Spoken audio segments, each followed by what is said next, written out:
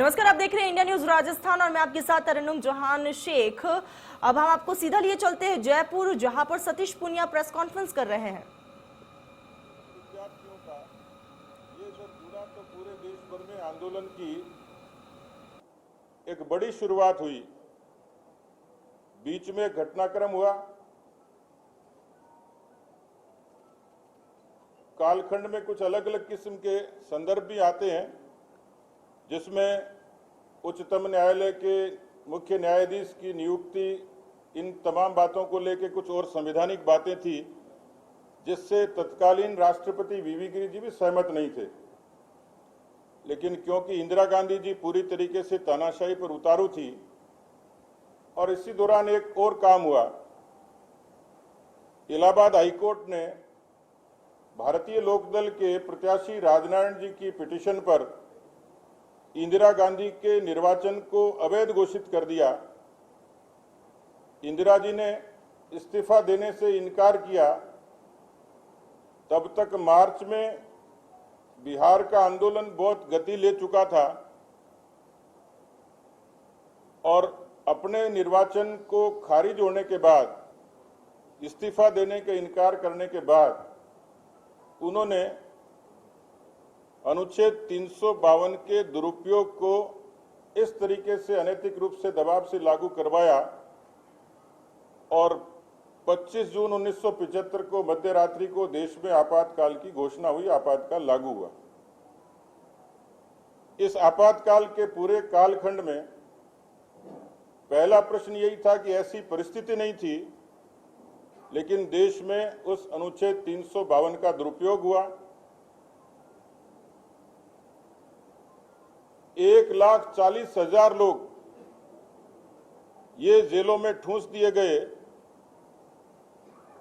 खासतौर पर राष्ट्रीय स्वयंसेवक संघ, जनसंघ और जितने तमाम दूसरे प्रतिपक्षी दल भी थे, दूसरे विचारों के लोग भी थे, सर्वोदयी थे, समाजवादी थे,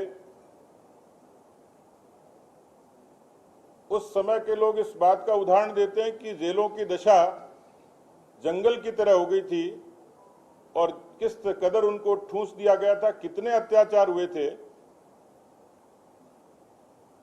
मित्रों, आज भी वो लोग, उनको कहा जाता है लोकतंत्र सेनानी, उनसे यदि आप सुनेंगे तो कई परिवारों पर इतनी विकट समस्या आई, इतने अत्याचार हुए जैसे अंग्रेजों ने और मुगलों ने भी नहीं किए। पराकाष्ठा थी देश में। और उस पूरे कालखंड के दौरान जिस भीषण चुनौती का सामना हिंदुस्तान की जनता को करना पड़ा, 83 लाख लोगों की जबरन नसबंदी की गई। मैं यहां उस नारे का उल्लेख तो नहीं करूंगा, लेकिन मैं 9 साल का था और मैं सुनता था कि नसबंदी के 3 दलाल, ये नारे लगते थे। ये देखो इंदिरा के खेल, खा गई राशन, पी गई तेल।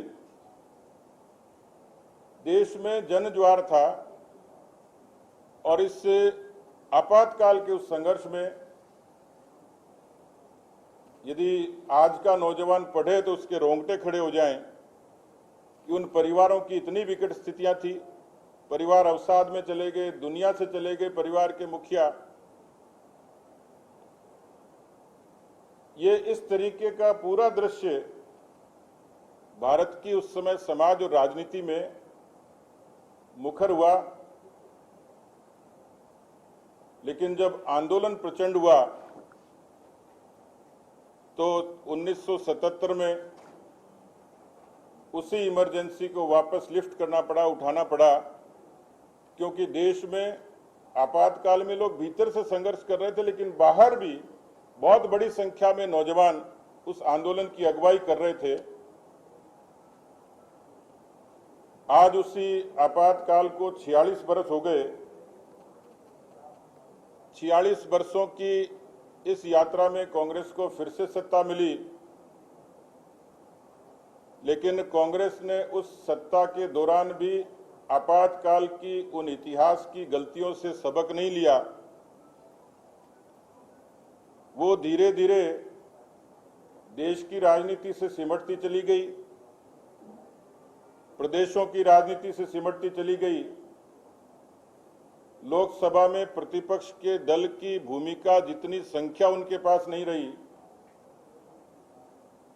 और कुछ प्रदेशों में वो रीजनल पार्टी की तरह हो गई। कुछ प्रदेशों में जहां सत्ता में थी वहां जीरो पर सिमट गई और चंद प्रदेशों में काबिज है, लेकिन काम के तौर तरीके उसी किस्म के हैं जहां संस्थाओं का दुरुपयोग, दमन, प्रतिशोध, विद्वेष।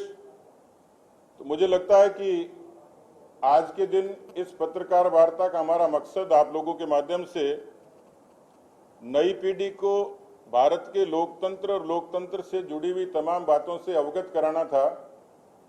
इसी में एक रेफरेंस आता है, संदर्भ आता है कि जब बातचीत की जाती है लोकतंत्र की, तो मैं पढ़ रहा था कि अनुच्छेद 356 का दुरुपयोग भारत की राजनीति में सर्वाधिक बार किया गया हो, वो 100 से भी ज्यादा बार कांग्रेस पार्टी के शासन में उसका दुरुपयोग हुआ। तो राजस्थान की कांग्रेस पार्टी, हिंदुस्तान की कांग्रेस पार्टी इस पाप से और इस जुल्म से, इस जुर्म से, इस आरोप से इस देश की राजनीति में जब तक अस्तित्व में रहेगी तब तक कभी भी उससे बच नहीं पाएगी। और इसलिए हम लोगों ने एक मर्यादित तरीके से जन जागरण के उद्देश्य से आज ये सभी पत्रकार वार्ताएं प्रदेश के और देश के हिस्सों में आयोजित हो रही हैं। सोशल मीडिया के जरिए भी हम इसको पहुंचाने की कोशिश कर रहे हैं ताकि नई पीढ़ी आधुनिक भारत के इस इतिहास को ठीक तरीके से समझ पाए, सीख पाए, सुन पाए। बहुत बहुत धन्यवाद।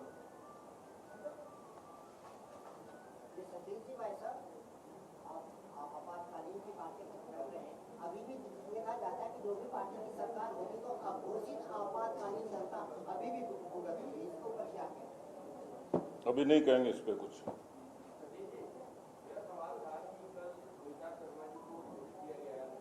आज आपातकाल पे सवाल, उसके लिए हमारे प्रवक्ता खूब अलग अलग बयान देते ही कहते ही हैं, और आज मैं इसमें सीमा में रहूंगा। कोई नहीं, कोई किसी को लेकर दे सकता है। बयान के लिए अभिव्यक्ति की आजादी है।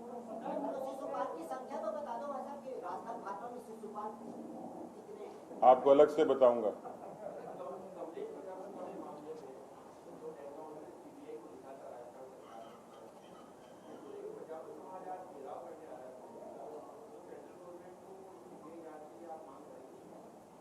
हमारे 1 दर्जन से भी ज्यादा सांसदों ने पत्र लिखा है।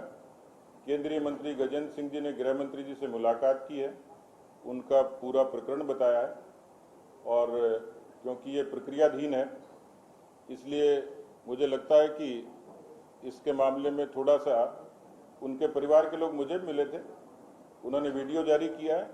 उन्होंने कहा कि अभी तक जो प्रक्रिया है उससे हम संतुष्ट हैं। खुद जिस परिवार के साथ ये घटना हुई है, केंद्र की सरकार समय पर उचित निर्णय लेगी।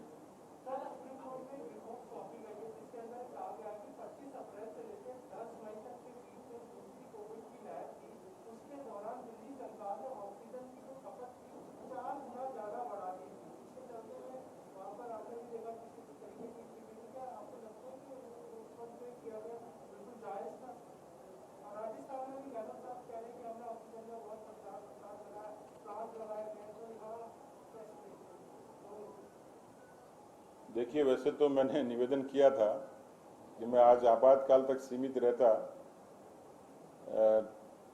जो राजनीतिक बातें, सवाल जवाब मैं करता ही हूँ, पर आपका क्योंकि कोरोना से संबंध रखता है और तीसरी लहर की तैयारी समाज भी करे और सरकारें भी करे, इसमें कोई दो राय नहीं है।